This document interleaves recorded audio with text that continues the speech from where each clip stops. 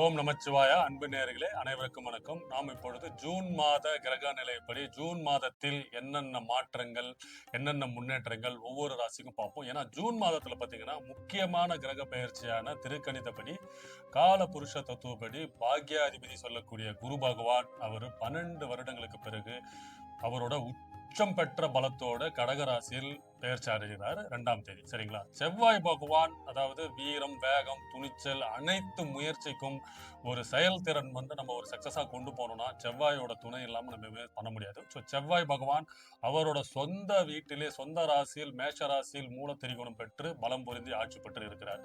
அதே மாதிரி பார்த்தீங்கன்னா சூரிய பகவான் அதாவது எல்லா கிரகங்களுக்கும் தலைவன் நம்ம சொல்லக்கூடிய சூரிய பகவான் இந்த மாதம் 15ஆம் தேதி ரிஷப வீட்டில் இருக்கிறாருங்க.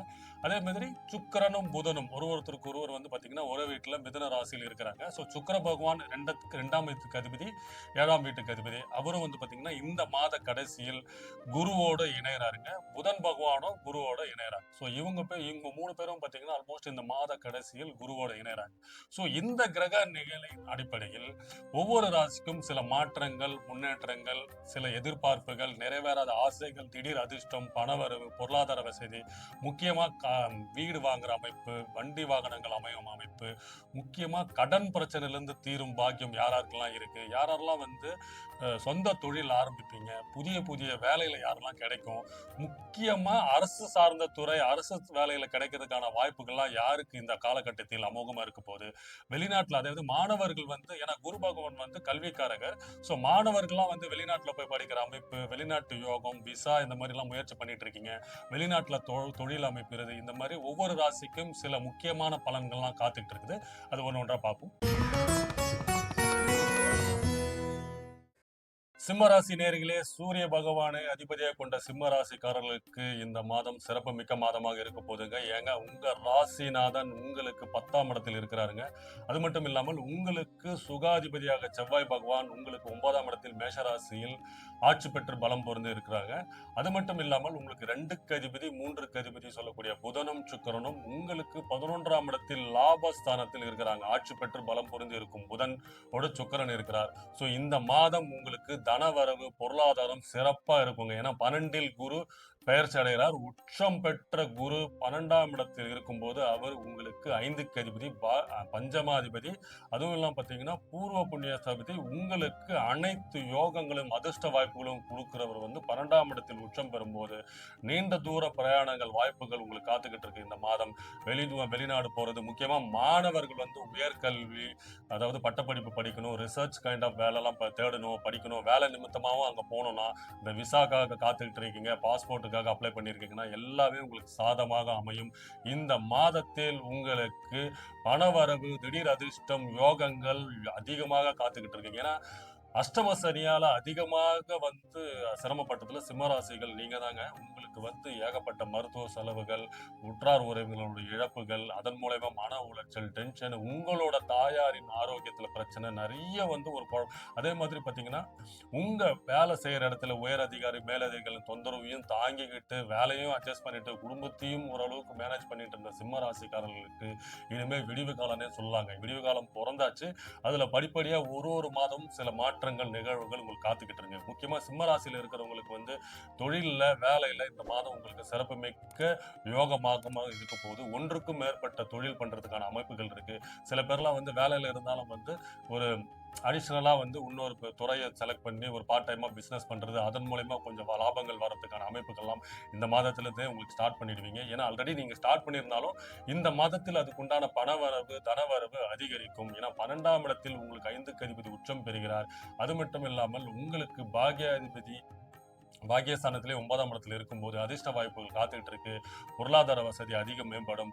முக்கியமா உங்களுக்கு உடல் நலத்தில் இருந்து வந்த பிரச்சனைகள் தீரும். கணவன் மனைவி இடையே அதிகபட்சமான சண்டைகள், சச்சரவுகள், உறவுகள்ல பிரச்சனை, ஒரு அதாவது நீங்க ஒண்ணு சொல்ல, உங்க வீட்டுல ஒருத்தவங்க ஒண்ணு சொல்ல, அந்த மாதிரி பிரச்சனையை உருவாக்கி கொண்டுட்டே இருந்தாரு கேது பகவான். இப்போ குருவோடு இணையும் காலகட்டத்தில், ஏன்னா குரு பகவானும் அடுத்த 4 மாசத்துல உங்களோட இணைஞ்சிருவார். ஸோ இப்பொழுது பாத்தீங்கன்னா உங்களுக்கு குடும்பத்தில் அமைதியான சூழ்நிலையில் கணவன் மனைவியிடையே இருந்த பிரச்சனைகள் தீரும். முக்கியமா சிம்ம ராசிக்காரர்கள் வந்து இந்த காலகட்டத்துல திருமண தடைகள்லாம் நீங்கும். நிறைய பேர் வந்து சிம்மராசிக்காரர்கள் வந்து லவ் பண்ணிட்டு இருக்கீங்க. இந்த மாதிரி அப்பா அம்மாவோட பேரண்ட்ஸோட சம்மதத்தோட தான் கல்யாணம் பண்ணணுன்ற முயற்சியில் இருக்கிறவங்களுக்கெல்லாம் பேரண்ட்ஸோட சம்மதத்தோட, அதாவது உங்களோட தாய் தந்தையாரின் ஆதரவோடு திருமணங்கள் கைகூடும், திருமணங்கள் நடைபெறும். அதனால இந்த மாதம் உங்களுக்கு குடும்ப வாழ்க்கையில் போற யோக மாதமாகவும் இருக்கும். முக்கியமா தொழில்ல வந்து புதிய புதிய முன்னேற்றங்களையும் லாபங்கள் அடையக்கூடிய மாதமாக இருக்க போது. தொழில் வந்து விருத்தி அடைகிறது, அதாவது வெளிநாட்டுக்கு போற அமைப்பு, வெளிநாட்டுல போய் செட்டில் ஆகணும். அதாவது சில பேர்லாம் வந்து நான் ஃபாரின்ல போனோம் சார், ஒரு 2 வருஷம் 3 வருஷம் போய் இருந்தேன்னா வீட்டு கடன்லாம் தீர்த்துருவேன். எங்க அப்பாவுக்கு இந்த கடன் இருக்கு, என்னோட அப்பாவோட இடம் இந்த மீட்கணும். ஸோ அப்பா வழி சொத்துல சில பிரச்சனைலாம் இருக்கு சார், நான் போய் ஒரு இடத்துல போய் செட்டில் ஆகணும், அந்த ஒரு வேலையில போய் இந்த இவ்வளோ அமௌண்ட் எனக்கு வந்ததுன்னா இதன் மூலயமா நான் இந்த வீட்டு கடனை அடைச்சிருவேன், அம்மாவை நகையை வந்து மீட்டு கொடுத்துருவேன். இந்த யோசனையில் இருக்க சிம்ம ராசிக்காரர்களுக்கு இந்த வாய்ப்புகள்லாம் இந்த காலத்தில் ஏற்படுத்திக்கும். அதாவது முதல் முறையா நீங்க சம்பாதிக்கிற நிலைமையில இருக்கிற அந்த ஏஜ் கேட்டகரியில் இருக்கிறவங்களுக்கெல்லாம் புதிய வாய்ப்புகள், அதிக வருமானத்தோட அதிக சம்பளத்தோட வேலைகள் கிடைக்கிறதுக்கான வாய்ப்புகள் இந்த மாதம் உங்க வீடு தேடி வரும்.